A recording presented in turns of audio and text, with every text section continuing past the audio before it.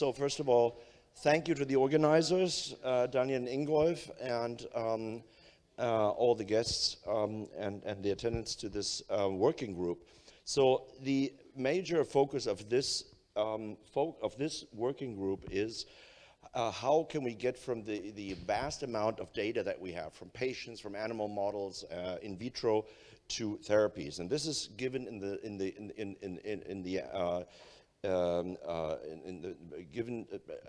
seeing the fact that we have an increase in digitization and also bioinformatics. So before I introduce, we have three speakers. We have Davide Paraison, Francesco Palau, and two Pernice speakers, Wolfgang and Helena. So, but before I start, really, it's up to Filippo to maybe give a couple words from patients' perspective, why you think that this is the most important working group from all of them. Yeah, it's definitely the most important working group. Good afternoon, everyone. I'm Filippo, and Vice President of the Federation. It's my pleasure to have all of you here. Yeah, and yeah, having a lot of data might be an advantage, but it could be also an issue if you don't know how to handle them with next generation sequencing, proteomics, metabolomics, and so on and so forth.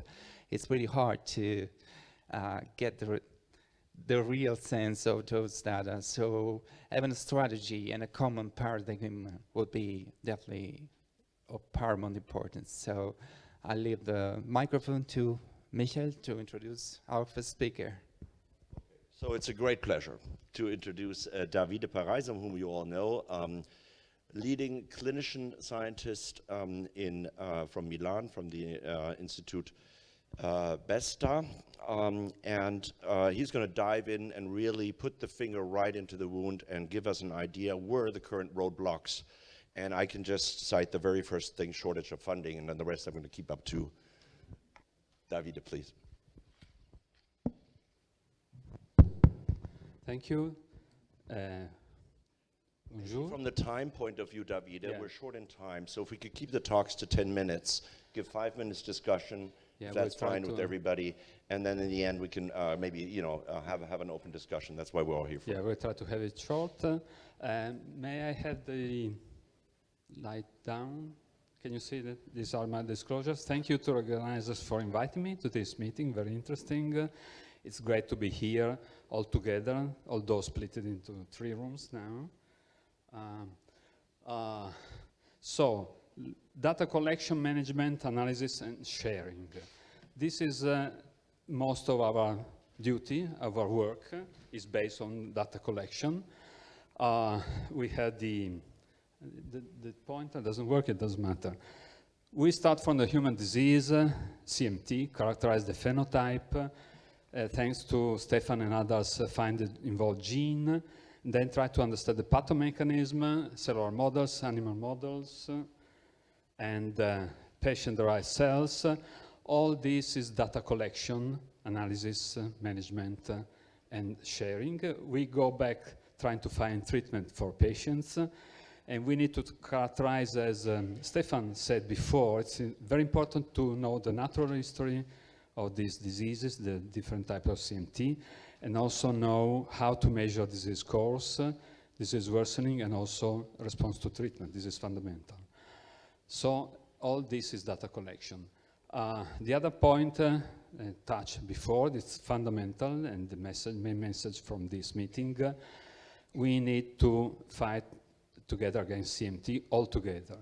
The patient is in the center, but is actively participating. We have the basic science labs, the diagnostic labs, the clinicians, the patients, advisory groups, the institutions, the scientific societies, the research networks, and the industry, importantly. And we have different actors here that are very important, and we must rely on them. CMT, European CMT Federation, CMTA, and these are the most important ones, but there are many national ones that needs to be involved. And the CMTR is a special interest group of the Peripheral Nerve Society devoted to CMT. This is another fundamental actor where we must rely on to create an alliance. The European Neurological Society, Academy is also important. We have the European reference networks. It was mentioned before. This is also a very important European box framework where we can build alliances.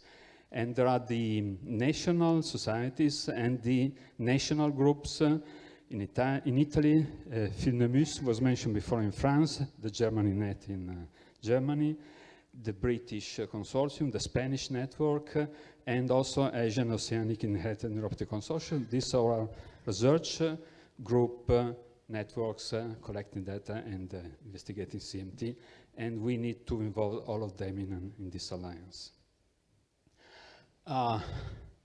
Roadblocks and challenges. Funding. Funding is a huge problem. The first problem, the more money you have, the more you can do, the earlier you can find treatment. This is for sure.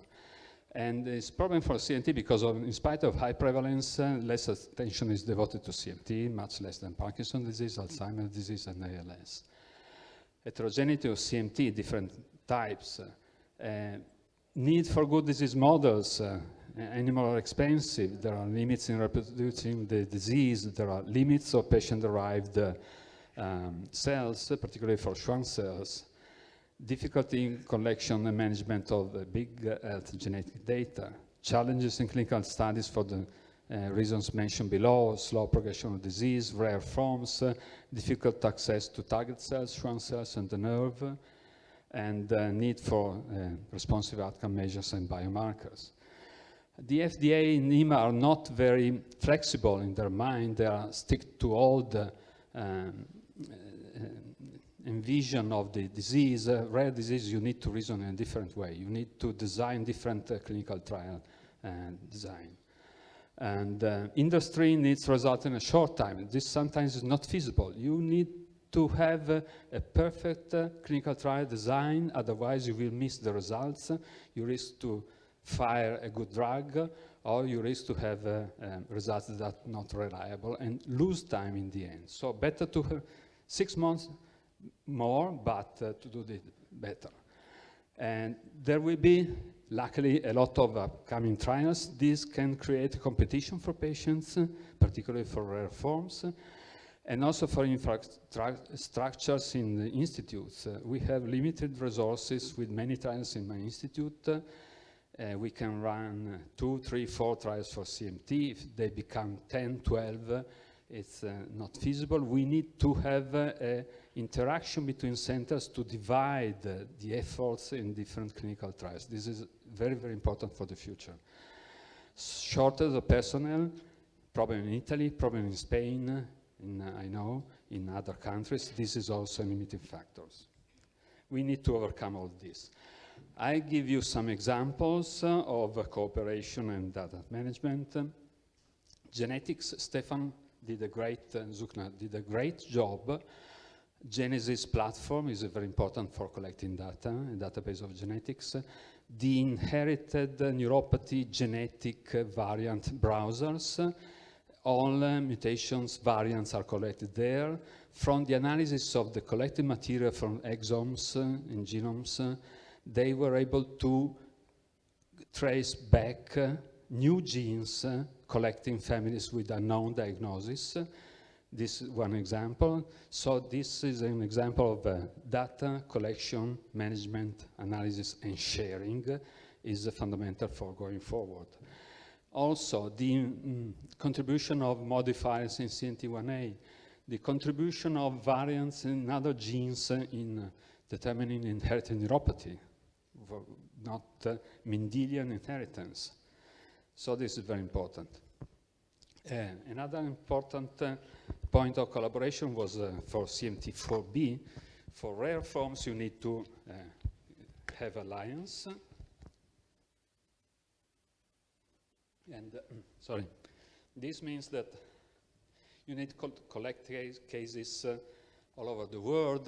This is what we have done for this rare form of CNT4B with myelin outfoldings. These are the numbers of collected patients in the literature and other cases until a couple of years ago.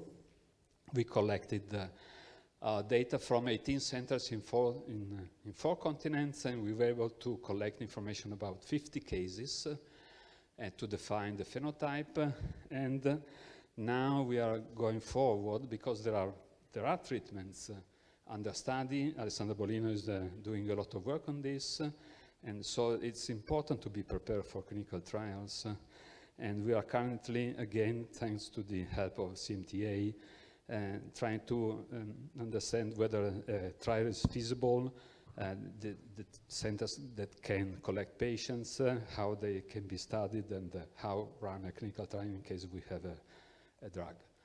The Italian CMT network, we have been collaborating in Italy with different aims. One important funded by Teleton was the Italian CMT registry, funded by thanks to the help of the Associazione del Registro and CMT Rete Association, so the patients were directly involved, and we collected data about almost 1,000 patients. This had been just published.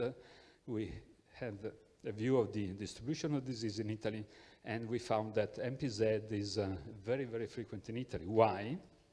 Because we have different founders. We have different mutation in northern Italy, late onset axonal CMT here. This is worldwide mutation, known all over the world, but it's rather frequent in northern Italy. We have the 3 founder mutation found only in Italy. So we see a patient, we ask, where are you from? According to the phenotype, we are able to clinically try to guess the diagnosis.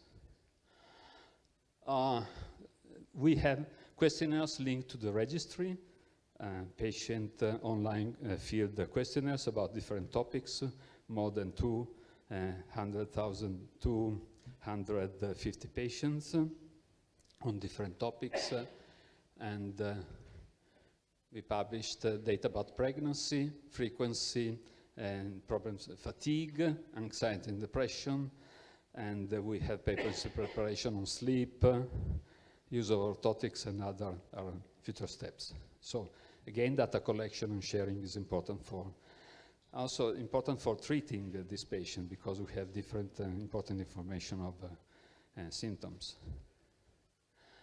ERN, this is the management group of the neuropathy group, with Sharam and others that are here today as well. This can be a very important framework where to build a European alliance, collaborating with the INC and with the different stakeholders in CMT. This is something that we need to use, and Teresina is here and is certainly in agreement with this. So our commitment is to do this important stakeholders for CMT in the world. Not only CMT, but CMT. The INC was mentioned by... Okay, yes, thank you. INC was mentioned by Stefan, led by Mike Shine, the US centers, London, Sydney, and Milan. We collected a lot of information about natural history of disease. We built clinical scales, biomarkers, and so on. So this is very important work done. And this can be used to convince the FDA and EMA that we need to change our mind about how to conduct clinical trials in rare disease. So I need 3 multitasking. The last is Africa. Africa is important. We must not forget Africa, because they need our help in management, in diagnosis, in trying to have them on board. And so this is something that is being done by different collaboration, but we must not forget Africa. So I can close just to underline the importance of data sharing, giving some examples before, and also training for outcome measure mentioned by Stefan Zuckner before is very important. We need to standardize the way we analyze, examine patients with clinical measures all around the world. We need to collect biological samples in the same way. Biobanking is very important, particularly in the future, will become more and more important. And the idea is to have a further connection of stakeholders in some way. The CMTR is an important reference point, and Stefan is the leader now. Mary will be the next one. So this is something that we must rely on, the INC, the ERN, and the European CMT Federation, CMTA, national networks, and so on. It's good to have a place where CMT experts are all together. We need to think for the future some forms of this. Today is a very good opportunity. Registries, there will be a session tomorrow about this. These are very important, need to be very carefully addressed and designed. We will need some infrastructure for clinical trial conduction and also for gene therapy preparation, and this will be important in the future. And just a final thanks to all the my institute in Italy and the world working on this, and thank you very much for your attention. Thank you so much, Davide, for really pinpointing some of the bottlenecks we're talking about here, and very much keeping in time with 13 and a half minutes. I'm going to open the discussion with giving the word to Filippo to basically show the patient's perspective first. You hear this? Well, actually, I totally agree with David. We had the chance to talk about his intervention during our drive to the hotel, and I'm totally agree with him.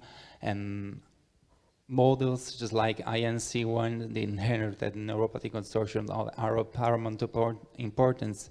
Monthly, I, Alison, Catherine, and people for CMTRF, we do meet with clinicians of the INC, and we had the chance to hear from their mouth the very new news about the CMT, which are the issues. So I strongly encourage you to involve us, because patients might be important to your work as well. I have a question about the gene therapy, actually. Which are the main hurdles you foresee for this kind of trial? We would need a session about this, because challenges are many. You need to have the structure for dealing with this. Gene therapy is not, gene modulation with the serum RNA, interfering RNA, and ASO is easier, at least for neuropathy. The challenge is to drive them to the nerve, to the Schwann cells. This is more difficult.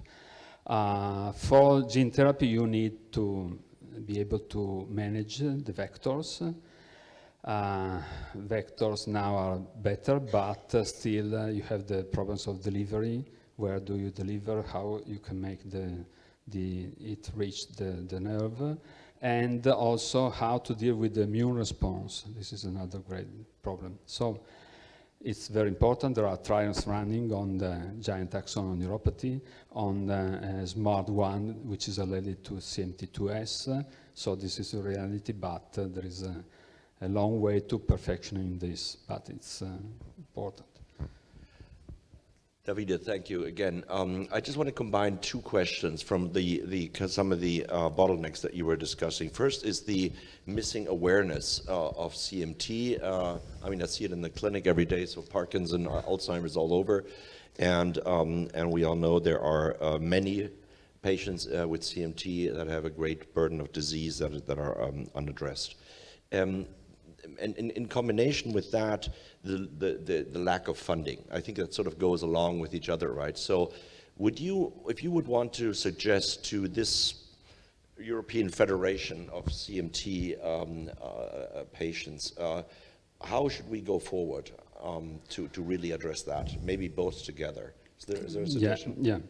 One way is to the alliance increase the pressures towards the institutions, so we can have a heavier push capability. The second point, we need testimonials. This is a great way, straightforward way to the public and to raise awareness. And you can be testimonials, actually. Everyone can be a testimonial. Yeah, we need to involve them. Other questions to Davide? Mary. Just a comment and a question. So, thank you very much, Davide.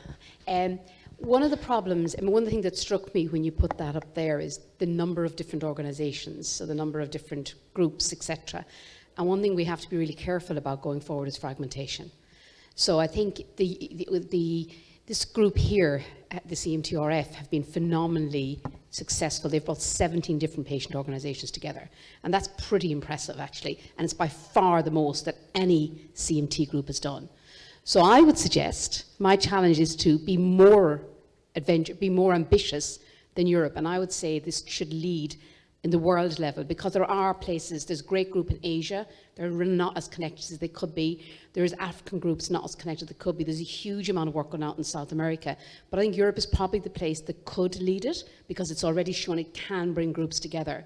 And I think to solve the problem going forward, it has to be more internationally connected. So I would say, I think this should aim at being international, led by Europe. Yeah, absolutely. And maybe you missed a slide where I put all together the actors, the stakeholders, and impressive the numbers, but we need to strengthen the alliance and to be one at the end. And Europe can lead this. CNTR is another important means, and the INC and so on. For the patient, it's great what has been done in the States with the different organizations, and here in Europe by having all together is great. Other questions for Davide? Yeah, Vincent. Another suggestion I could give is maybe that we should try to reach at the European level more awareness about CMT in the European Joint Program. For instance, it's and some of us are here who have already submitted more than, I submitted already every year a grant to the European Joint Program, and I never succeeded. So I'm already at number 10 and we never managed. And the reason is because in Belgium we have two regions, so the French part and the Flemish part, and only one project can be funded. So, and some of you know that I always, sometimes they call me to, can you join our project? And I always have to tell them, okay, I'm willing to join, but be aware that only one project can be supported from Flanders in Belgium. And most of the time, it doesn't go to CMT, although we always have very high scores, but we never go really into CMT. Only a few of them have been granted so far in CMT research, but not enough considering the heterogeneity of CMT and all the aspects that you listed here and the presentation before. So we should try to convince the European Joint Program to have more grants dedicated to CMT research, but I don't know who we should address to reach that level. So that's important. I think very important. Yeah, I think that at the European level we should take advantage of the ERN. This is something that probably the ERN can do, and Teresina can tell us something. Then we got Andrea, and I know this is a problem. The other problem is that you can grant only up to 6 groups. This is clearly, you can give more money, but 6 are not enough to build a wide alliance. Question for one more question. There was. Can I from the ERN can comment. Sorry, no, just a comment. Yeah. One of the things that in Europe, the centers that are part of the ERN, you know that there are calls that are specific for the ERN centers. There were calls at the EGP that were specific, and your center is part of the ERN, so you should use that to apply for funding and connecting with other centers that are also part of the ERN, because that's advantages for you. Even if the EGP is now at the end, we are working with the new EGP, which is the RDP, Rare Disease Program, and we are also trying to make the ERN a member of the program, so that our centers are available to ask for funding, specific funding. Sometimes people don't know this exists. I'm sorry, my voice is really going because I have a stupid allergy that doesn't allow me to. Sometimes people don't know that this facility exists through the ERN. The ERN cannot give funding, but we do everything we can to allow centers to apply for funding in specific. Thank you very much. I think in the reason of time and also fairness towards the other speakers, I'd like to move on. Maybe the last question for the general discussion. So it's a pleasure to welcome Francesco Palau from beautiful city of Barcelona. And Francesco is at the Department of Genetic Medicine and Pediatrics at the Institute of Rare Disease. And I'm very much looking forward to the modular model that will accelerate our knowledge, improve diagnosis, and the development of innovative therapies in CMT. Francesco. Okay, thank you very much, Michael. Thank you very much for Ingo, Danielle, and all the organizers, because I mean, this is a very nice initiative here because it's coming from the patients and patient organization, and I think it's really very, very important for all of us because it's something that is happening in the field of rare diseases. I am more involved now, not only in Charcot-Marie-Tooth, but also in rare diseases, at least in Spain.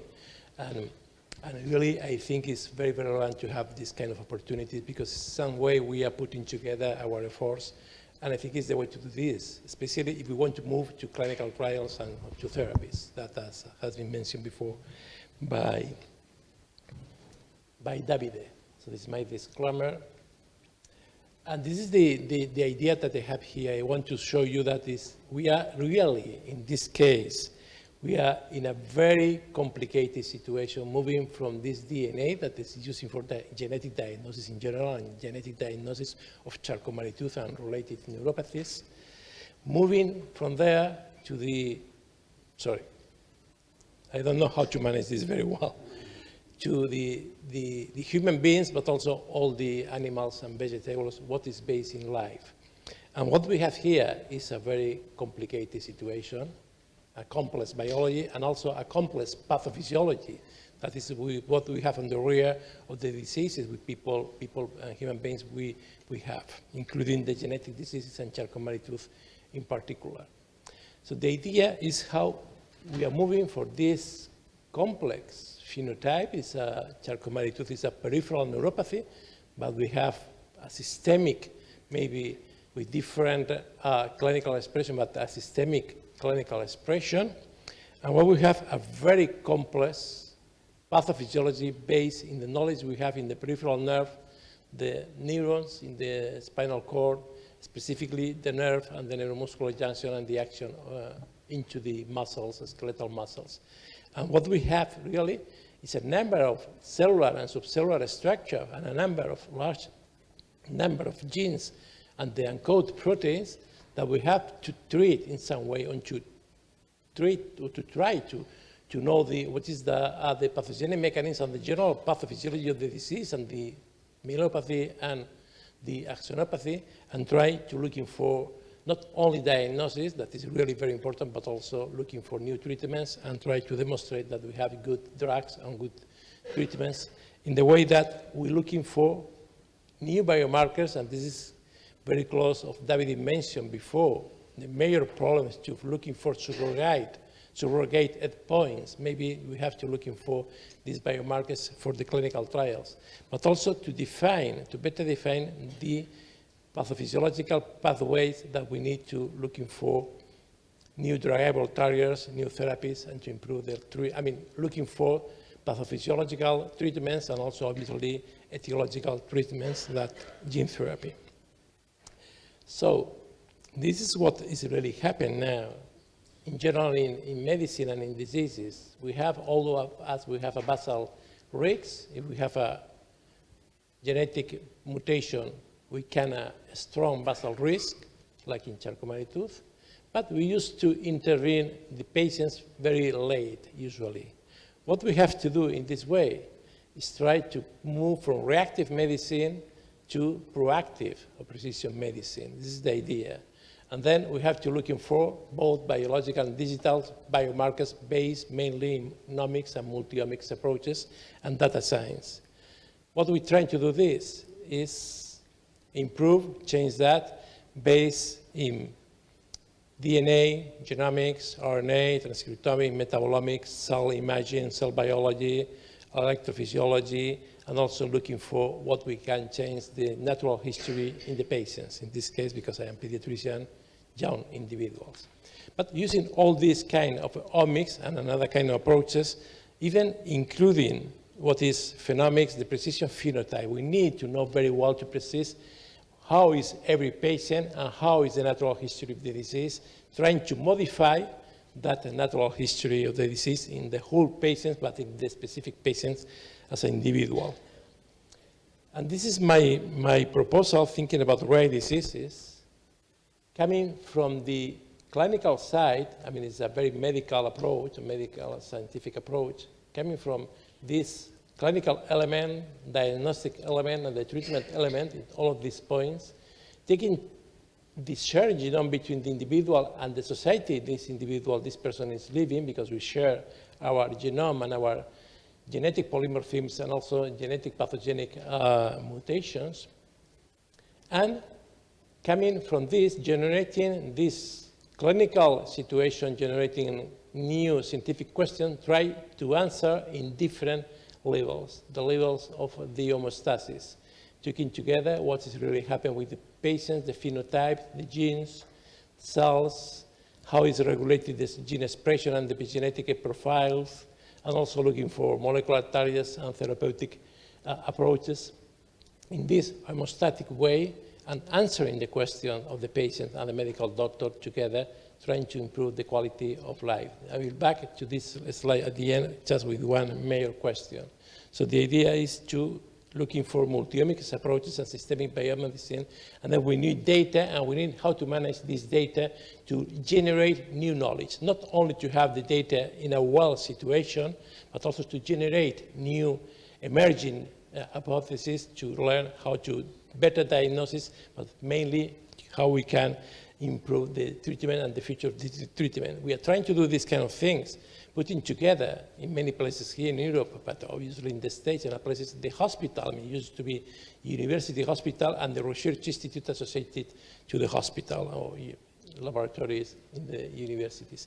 And I'm going to show you what's happening with Charcot-Marie-Tooth caused by GDAP1 mutations, both recessive and dominant, that we have been working in the last 20 years in collaboration with the Teresa Sevilla group in Valencia and La Fe Hospital.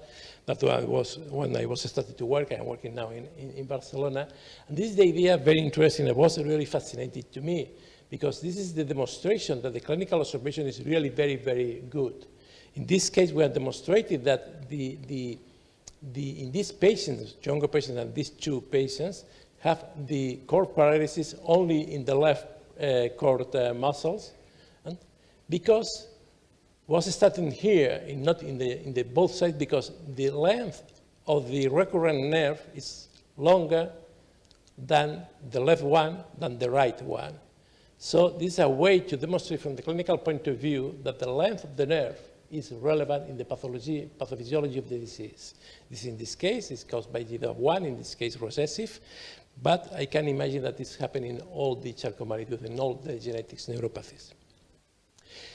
So what we are trying is putting all the data we have from the genetics and inheritance, all the types of Mendelian inheritance and mitochondrial may cause Charcot-Marie-Tooth disease. We have to looking for other genes, modified genes, trying to understand why the relevance of the difference in the penetrance inside one family, one individual in a family, but also in different families, and how the diversity of the clinical expression in pleiotropy and so on. Also putting together all the phenomics, all the data. This is the HPO codes or terms to use for define better define the phenotype of the patients, along with all these omics. So we try to move in this way. And what's really happening in Charcot-Marie-Tooth caused by GDAP1? This is the case that we published along the same time that Baxter in the States. We published the gene associated with Charcot-Marie-Tooth recessive. This is the original, one of the three original families. This was the largest one. And we move from these genetic studies in family that now is easier to do because the technology of NGS technology using exome and genome sequencing is easier to do these kind of things, but was not in the same case 20 years ago.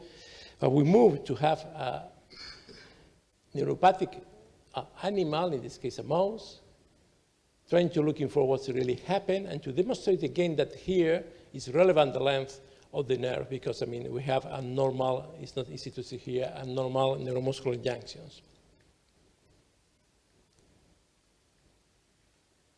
It's not working now. This is not working now. Could you move? The next one is possible.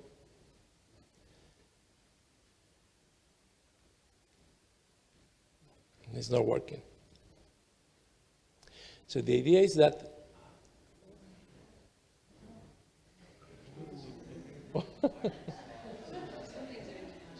so the idea is that until we learn something from the clinical observation and the same thing that we can learn using the mouse model.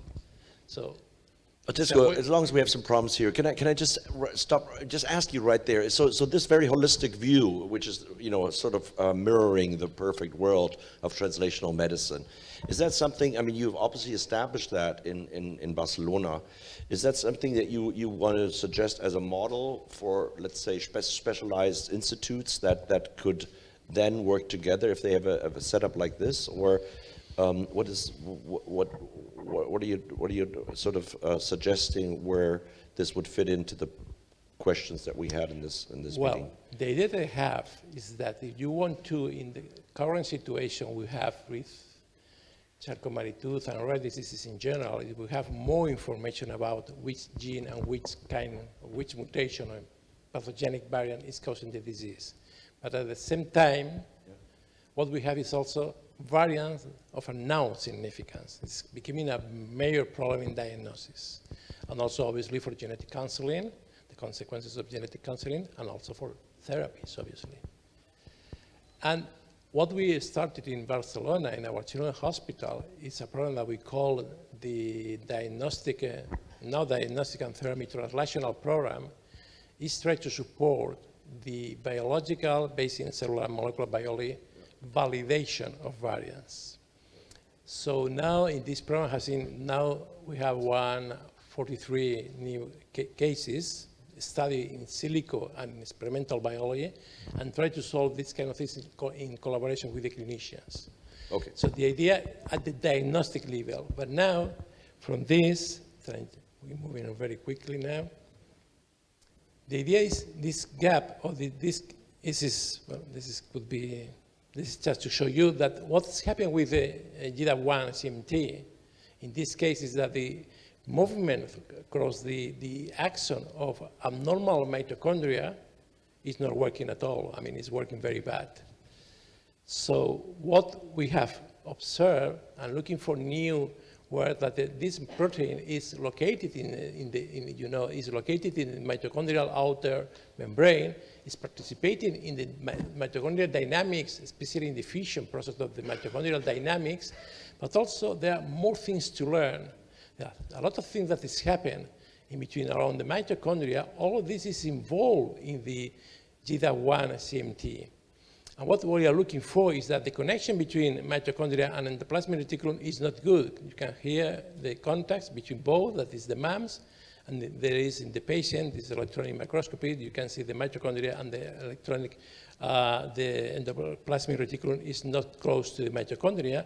And when we move more, we observe that this also happens with lysosomes. And now we have demonstrated also that the GDAP1 is the third protein together between mitochondria and lysosomes. Something is happening, something related to that is also happening with the plasmatic membrane, maybe peroxisomes. So we are now focusing our work in the membrane contact sites, trying to looking for molecular targets in the context of the cell. Because what we are looking for is new drugs, or repositioning drugs or therapies. This is the point. You can see here that it's not possible to see because I need to looking for the movement, but it's not possible. I mean, in this case, you can see here, it's not possible to see, but mitochondria is moving here lysosome is moving here very well, and these lysosomes are bigger lysosomes, and the movement is really very slow. Something is happening, including in the node of Rabier. I mean, not in this cell, but also you can see the same in the nerve, I mean, the mouse nerve. So, again, the same situation. Okay. So the idea is that we have to looking for a large number of the molecular targets, in this case, based on the idea that the problem is the relationship between mitochondria and other kind of organelles, both the plasmatic membrane, endoplasmic reticulum, lysosomes, maybe peroxisomes, that is something is happening and generating a normal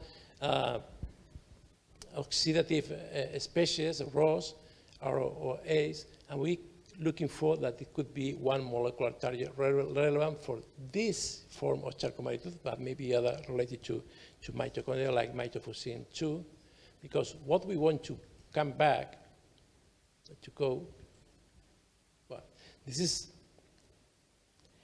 the other point.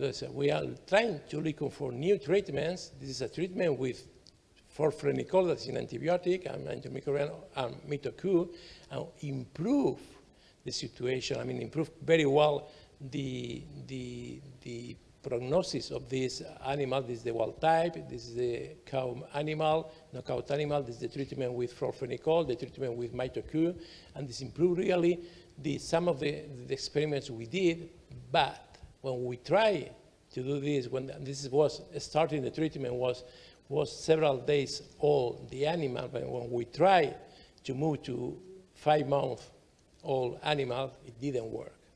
And this is a very big problem. So the idea, sorry, Michael, this I am finishing. This is the idea is, my question is why I didn't make a question to David. How we can feel, or we can create a roadmap to reduce the time gap for clinical trials. This is one of the major points, one of the major questions I have. Now, after many years looking for and finding new genes useful for genetic diagnosis that is very, very relevant, I think we have to move in that way. And also the question you made about in chronic diseases, maybe very severe, but not so aggressive like spinal muscular atrophy, how we can get money to perform this kind of clinical trials and looking for biomarkers that could be surrogate endpoints in these clinical trials. Okay, we're under time pressure, sorry. Okay? Okay, so I'm giving the first question to Filippo. So thank you. The whole group, the clinical diagnostic and research.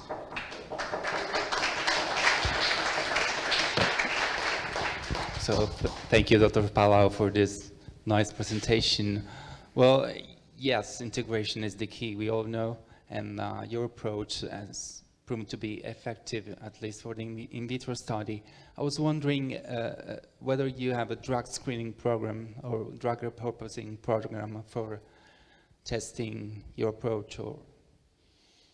Well, my more recent knowledge about that and experience is not talking about Charcot-Marie-Tooth, it's talking about Menkes disease. That is, I mean, it's related to one kind of gene that could generate Charcot-Marie-Tooth disease, ATP7A in some patients because of specific mutations. But what I know is treating individuals with Menkes disease, moving the drug, it's a repurposing drug, from the clinical experiments in the mouse directly to the patient. Why? Because the scientific evidence in mouse was so evident that was very difficult when one mother asked for me to do this kind of thing, because I had the line of research in Menkes disease. I tried. And now I can tell you that the treatment is really working. It seems that it's really working, waiting for having the clinical trial to scientifically demonstrate that it's working. But it's really impressive. So my impression is that we have to be very scientific always, but at the same time, as a scientific people, science people, we are medical doctors, we have tried to move forward the treatment in a rapid way if possible. But always with the patient. So thank you so much for that comment. And actually, I want to relate that to David's, one of David's points. And some of us here still remember the way that the CMT meetings went on in the Ter Elst hotel back in Belgium many years ago. So very science driven small groups that actually just talking about science. And I'd like to readdress that, Davide, to your point that we should basically try to get back to that, what we used to have in any way. I'm not looking at Mary now, but maybe we can discuss that in a way. And Francesco, we have time for one more question to Francesco. Anybody? Yes, please. Thank you very much. That was really interesting. I mean, the VUSs is a massive problem, okay, in CMT genes, other than CMT1A. VUSs, variants of unknown significance. Oh, okay, Right. okay. So they're a major. Sorry, they're a major issue. And one of the problems, even if you take CMTX1, which is the easiest gene, there's over 400 mutations. If you look at ClinVar, 26% are still VUSs. And even if you try really hard to get that up, you're left with about 20%. Now, the problem is that's a fantastic example, but it's very hard to do that for each variation you're going to find. And we will have a problem in the very near future where there'll be trials about to start. Patients have been told they have a probable disease and they will want to go into them, but they can't because they don't have pathogenic or likely pathogenic. So do you think it is more likely if we had genuinely joined up databases that we probably have enough information across ethnic groups to answer whether these are VUSs, particularly we'd have more than the 3 families needed, versus trying to do biological studies for each one? Because I think it's a bit of a difficulty. I think we have to combine for instance, one of the things that we have to think about is this moment that many places in the world, many hospitals, in my own hospital, data is becoming more and more relevant. But I always say, but I want to have very controlled data to improve the quality of data and how we are using the data. But what I need is that the data is going to change something also, not only to have very well organized data. This is the first thing. Second, how we are going to use the molecular information if we are not using molecular data properly. Mainly because sometimes the directors or the other colleagues, they don't believe in biology. They believe only in generating data. What I mean is we need to move the data generated in the research lab in collaboration with diagnostic labs and the clinicians to generate new data that could be useful in an in silico way. It's like if we want to know if now it's possible in some cases, or in many cases, to learn in silico if the variant is generating a change in the structure of the protein that could be really relevant, and maybe explain that the variant could be pathogenic. If we incorporate a lot of information from the biological studies, we can use in a clinical way easier that information to solve the problem of the VUS. This is the point. What we try is to doing these kind of things always in collaboration with clinicians. So this is why we generated that program, because the point is not to collaborate with a research institute or a colleague in one specific case. This is okay for that case. But the number of patients we have and the number of cases is so big.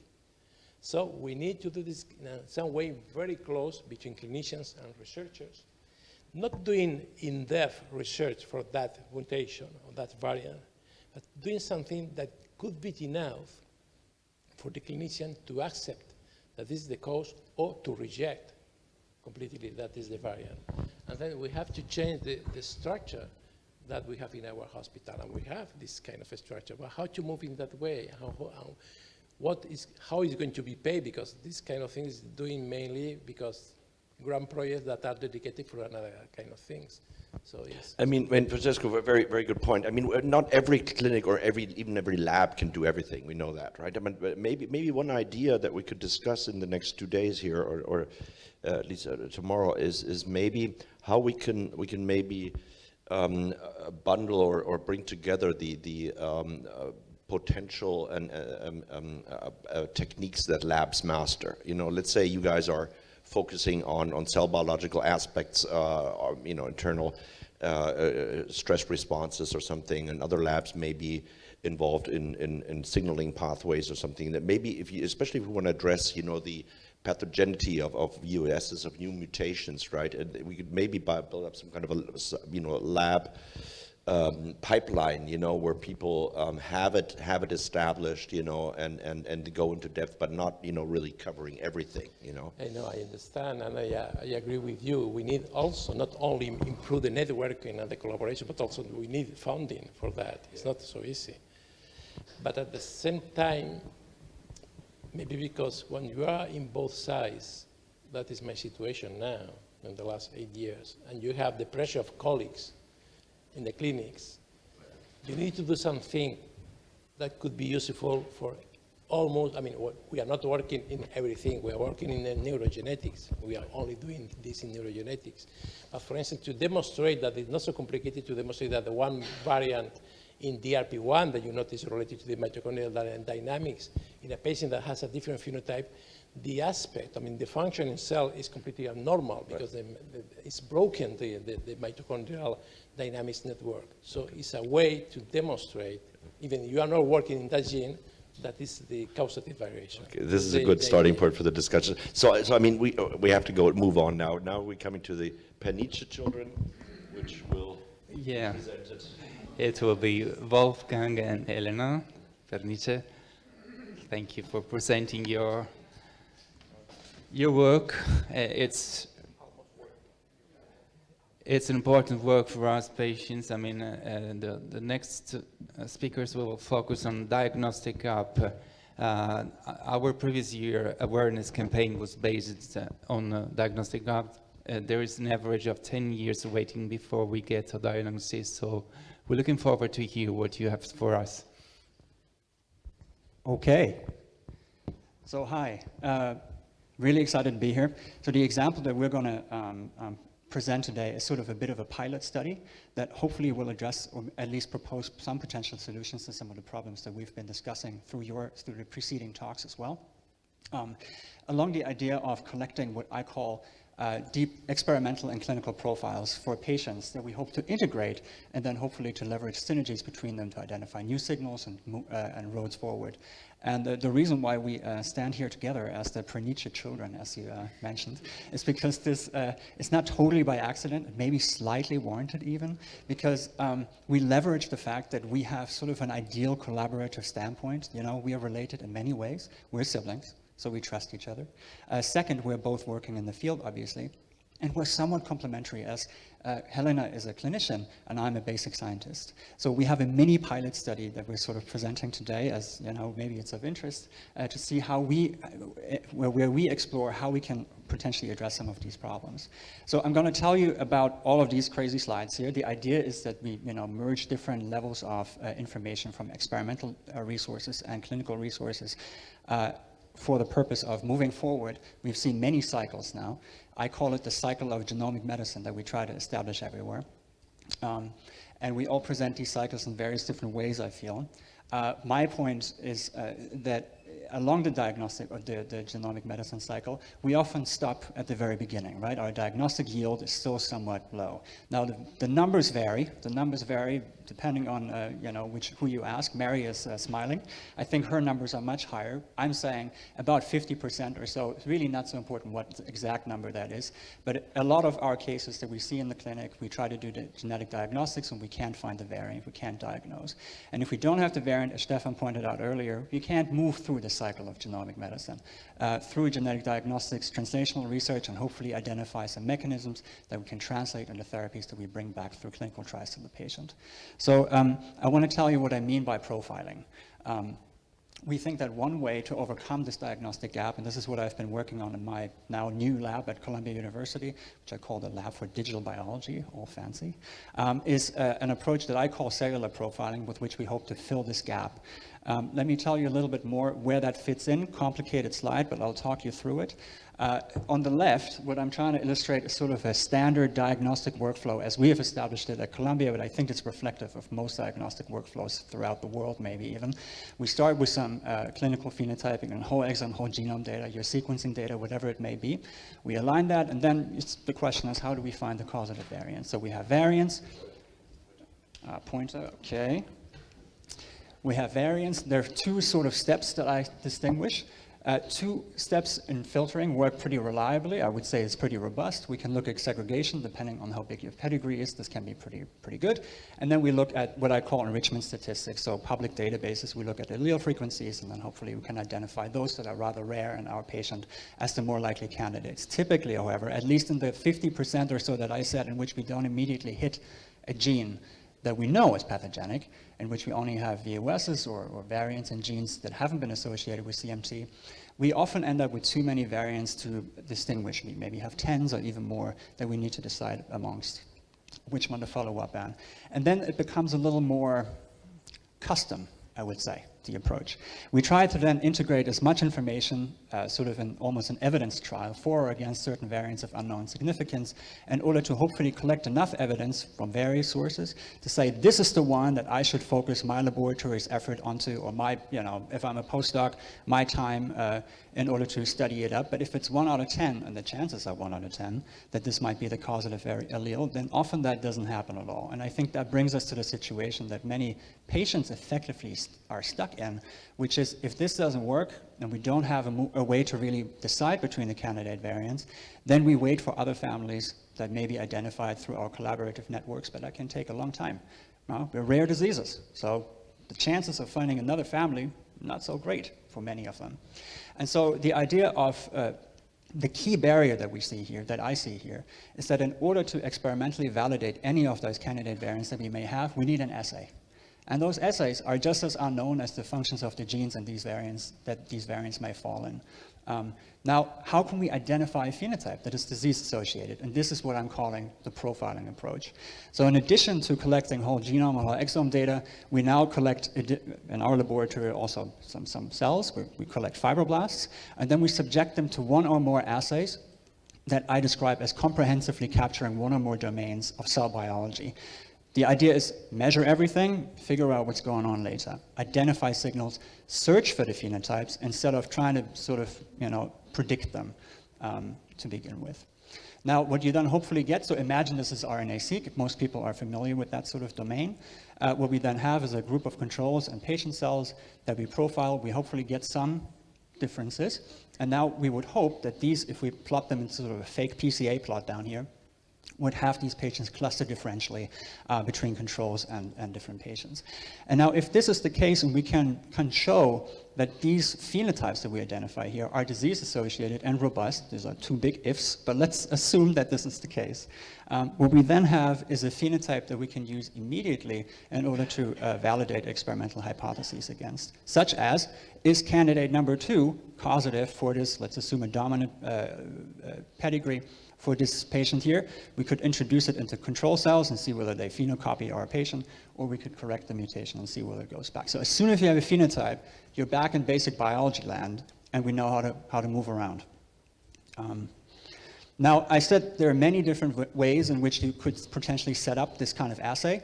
Many of the omics, I would say, are still too expensive in order to really scale this up through thousands of cells for maybe hundreds or even more patients. Certainly for a small laboratory like mine, it's not affordable. So what we started with is actually to look at, oh, wrong clicker, sorry, at images. Now, I don't know whether anybody can see this, but there's a TV over there if you want to see better images.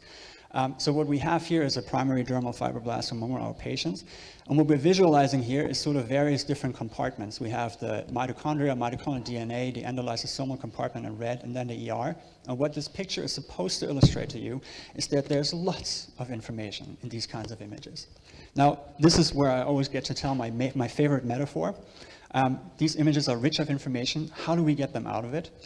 We as humans, we have evolved to look at each other's faces and be super perceptive as to what our conversation partner may think. We can read the microexpressions in each other's faces, but we certainly haven't evolved to do this, to read microexpressions in these cells. So maybe there's way more information in these cell images than we think. Okay, so that was our approach. In order to learn what kind of phenotypes might be in them, we have developed a pretty complicated machine learning approach in order to mine these cells for these images for phenotypes that are related to various CMT subtypes. I'm not going to go into the details of this.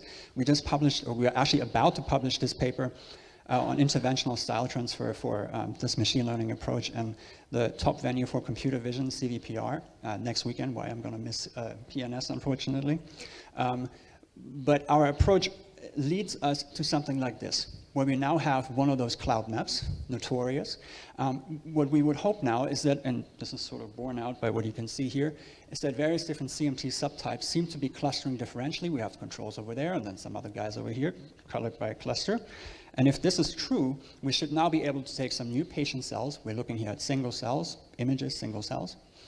we should now be able to take new patients and ask, well, you know, what do these guys come from? And now we took some new controls, healthy individual cells, asked our model, what do you think about those images? Do they look like something you've seen before? And our model says, oh, you know what, they look just like control cells. Not completely, but reasonably more like control cells than anything else. And we can do this for a couple of other scenarios. So we've just published a new mitochondrial DNA depletion syndrome, and here's another patient that we took the cells off and then asked our model, do you recognize these? Looks okay. And what these kinds of maps, if this works, would allow us to do is, for example, is exemplified by this kind of scenario where we have yet another mitochondrial DNA depletion syndrome cell. Sorry, this is not CMT, other cells, which we are about to publish too. In the course of this study, what we have identified is it's a treatment through orthogonal methods that may be efficacious.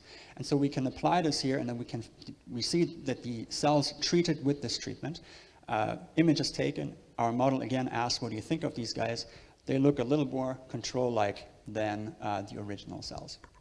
So we think that we can leverage these kinds of maps, these kinds of not naive, but unbiased phenotyping assays in order to profile cells at large scale and develop models that can interrogate those cells from new patients in order to identify phenotypes that we can then leverage in the laboratory in order to, you know, verify hypotheses, whether they be genetic or whether they may be even pharmacological.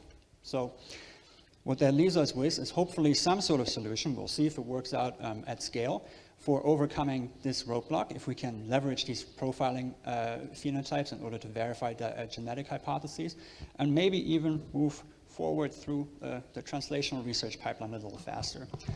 Now, none of this, however, is possible without clinicians that, first of all, collect the cells that we can study, and second, that, first of all, deliver the rich clinical phenotyping information that would inform our assays and our stratification across the signals that we may be identifying through our systems.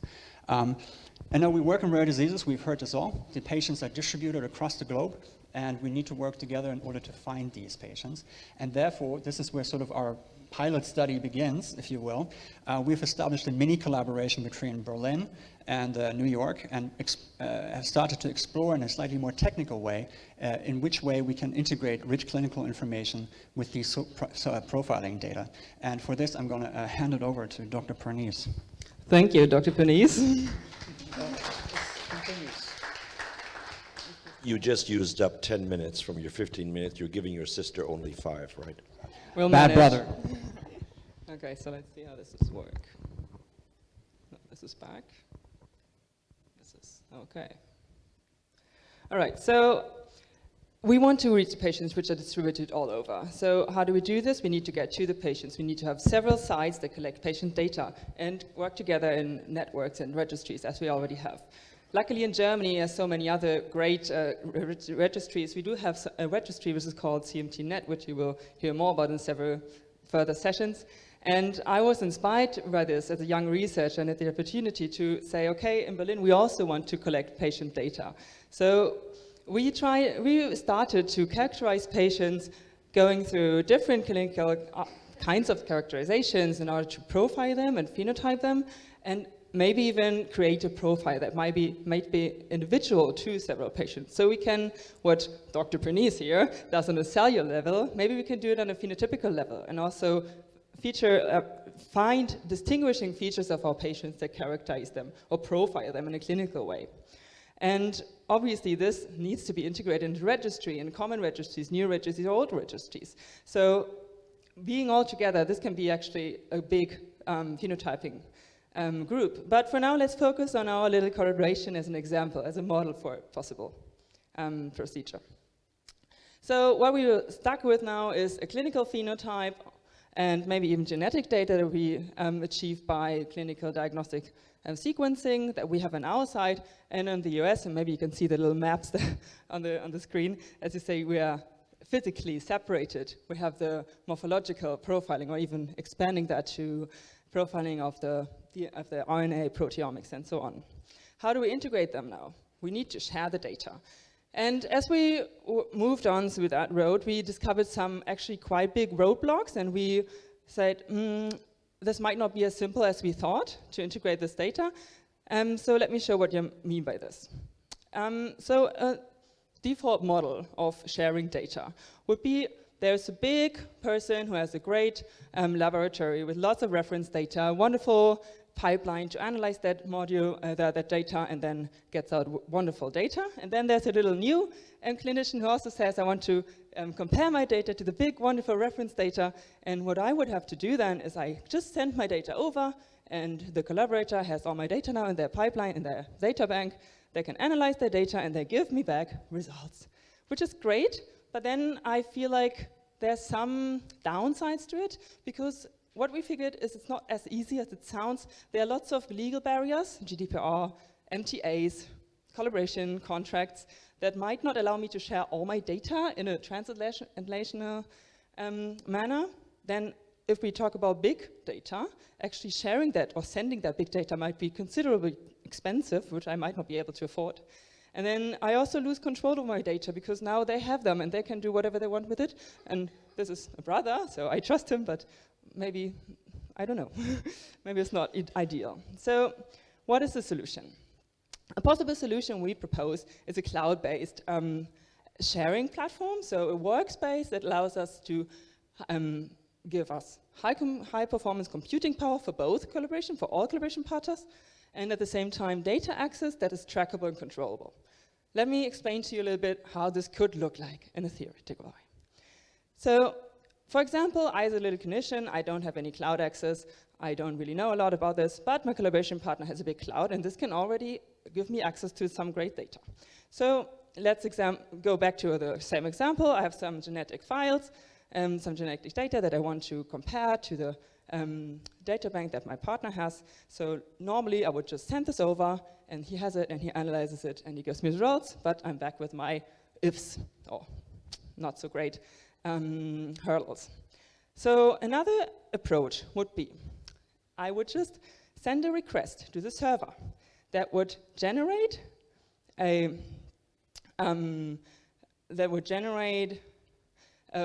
reading of their files and a pre-populated client side application, which is basically a website that they give access to, so they deliver that website to me, or like a program, an online program, and I can use my data on my local computer and comparing that to dynamically accessing their data, only the parts of data that I need from them, without actually copying any data from one side to the other side. So this is a temporary process. Whenever I'm done with analyzing, the portal closes up, everyone has their data without copying anything to the other side, and I have my results used.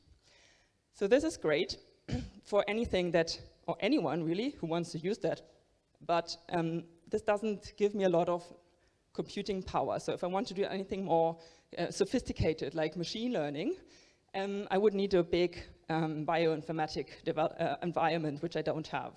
And this would allow me to do that. But let's assume we want to do something more sophisticated. There's also an option for that. So in this example, we want to do machine learning on data that is collected on 2 separate sites. And we try to see, okay, how can we do that together without having all these data sharing problems? So for example, here, our collaboration partner would have data, and they would analyze it. They have a wonderful pipeline and train their model with these data. On the other hand, I would also do the same thing. Now train my model on my data, and we would both get weights, so we could link our computers to work together on the data without having to share the data. This is basically a linkage of the computers, of the online cloud computers, without having to share actually the data. Maybe a bit technical, but we can explain more about that. And this is called federated learning, and basically explains to us, explains or enables us to work together without sharing data.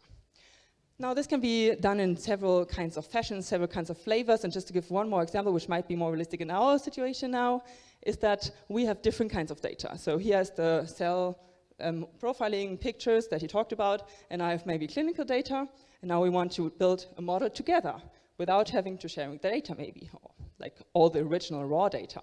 So we can do the same thing, and they just they start building their model, and they get outputs, which are called logits, and they get shared.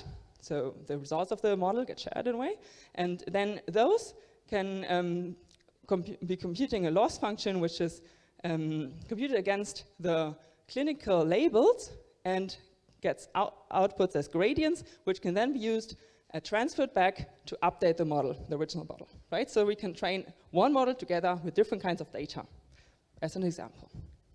So that's the little conclusion of this demonstration. One way to maybe share those and integrate those different layers of phenotyping. Yeah, that's it. That's our conclusions. And thank you so much, everyone who's training me, supporting us, and has been in this. Thank you. Thank you, guys. It was a real pleasure to hear about your work, and I'm really looking forward to reading the paper as long as you get published. You're great, and it's great to listen to you speaking, and it couldn't be any different with a father like yours. So my question is, would you reckon that this kind of approach would make its way towards the real clinical practice? Yeah, so I think from a clinician's point of view, the big problem of data sharing, or my point of view, I'm very young, I'm not very experienced. I have a little bit of experience with translational collaboration, which has shown me that there's a lot of work and data protection, most of all, big roadblock. So that's why I think that this is actually a possible model. And I just yesterday actually talked to our universities and IT people, and they said they don't know. Like, it's not something that's actually regulated yet, so there's lots of work to do on that. But I think it's a very nice opportunity to overcome these roadblocks of actually giving away all our patients' data and at the same time being able to analyze it. But of course, there's a registry or something like shared would be fundamental for that. Elena, I think it's a great idea how to circumvent this ridiculous data protection laws we have in Germany, which basically doesn't allow us to do really anything, you know, if we, so I'm going to copy that, send it to our IT expert, and I think it's a fantastic, intelligent idea. I hope the ethics committee will agree to that. But maybe we have a lot of room for discussion on that. I'd like to make a cut here because your dad gave me the order to actually give the rapporteur a couple of minutes to come up here and summarize everything. Actually, you had like 10 minutes, but I mean, you know, since family was talking, I think we can maybe cut it down. So it's sort of a summary, maybe, from your point of view. So, thank you. Thank you very much, Elena. Very nice. Hi, thank you for the talks and for the 2 minutes. We have 5. Okay, no, I prepared a more detailed summary for afterwards for the plenary, maybe from the 3 talks. I think that from Davide's, the whole view about the different roadblocks that there are, and the different proposals maybe to try to solve them, the connection with stakeholders, the meetings, the funding, and the examples that David put us about already the collection and the collaboration and sharing that is already going on at different levels. At genetic data, at rare forms of disease, for example, CMT4B, the Italian registry, and maybe about the discussion that happened afterwards about the challenges in gene therapy, the awareness and of the disease, the lack of funding, and what Mary pointed about, the number of different organizations and the need to move forwards to a more unique, an only organization. And that's more or less what I had in mind. If it's and about Francesca's talk about the vision of the homeostatic vision for the improvement in clinical and therapeutics in CMT. Maybe it's more about trying to go from the complex biology of the genes to the patient. The difficulties are the large number of genes, but we have to go towards defining better pathophysiology and finding treatments. And I like the 4P, the 4 Ps that he put in his slide: proactive, precise, personalized, and predictive. And the multi-omics approach, and an example of that was the GDAP1 disease, in which clinical observations motivated the discovery of a gene and also the mouse modeling that was performed afterwards, and the discovery or the the mitochondrial dysfunction, and has allowed us to move into molecular targets like MitoQ and porphenicol, which are working on it. And the question would be, how can we improve the roadmap and reduce the time from those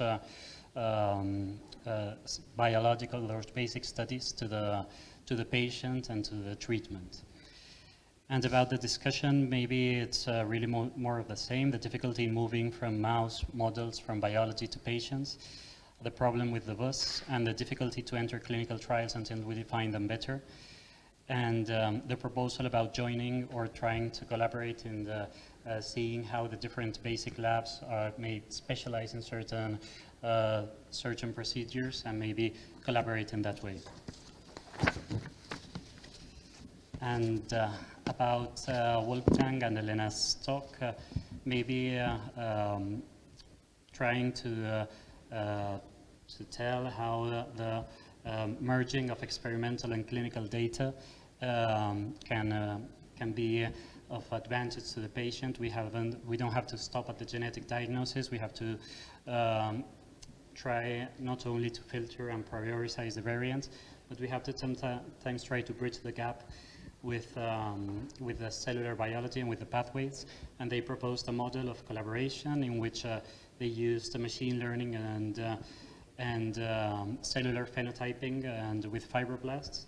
And they measured many variables, and with like what happened with machine learning, they don't actually tell the model what to learn. They analyze all of the variables that they can. And that's the CloudNet model, and moving afterwards, linking back towards the genetic diagnosis and to a translational research, and also to clinical trials. And a clinical point of view from Elena was how to, the difficulty sometimes in integrating those clinical questions and the clinical data with the biological data, and also the some hurdles that are sometimes occur when we are data sharing. For example, the difficulty or the legal barriers, the transfer cost, the loss of control sometimes of your clinical data. And there was a proposal of a solution which was a more cloud-based shared workspace, which could work in different ways and which was very interesting. Maybe sometimes just having access to the data, but without any physical or global data transfer, but having access to the data, or linking computers but without sharing the actual data, or even linking the outputs of certain models without sharing the actual data. And that could be an effective data integration strategy without a transfer. That's more or less what I had in